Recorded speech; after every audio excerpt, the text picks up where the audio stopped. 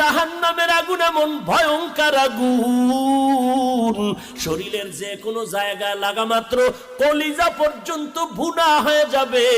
মদিনার নবী বলতেছেন 500 বছর দূর, ওই 500 বছর দূরের থেকে জাহান্নামের আগুনের গরমটা আসিয়া জাহান্নামীর শরীরের মধ্যে যখন লাগবে, জাহান্নামের আগুনের গরমে শরীরের চামড়াগুলো খসে খসে পড়ে যাবে।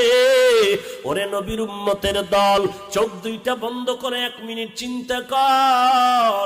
একটু ওই কবরের মধ্যে যাওয়ার পর, যেখানে আপন নাই, কেউ বাতি নাই, গুনাহগার হয়ে যদি কবরে যাও, এরে বান্দা ওই মাটির চাপ সহ্য করতে পারবি?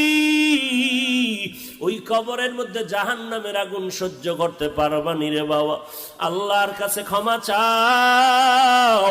ও আল্লাহ, আমার মতো দুর্বল আর কেউ নাই, একটা বেতের বাড়ি সহ্য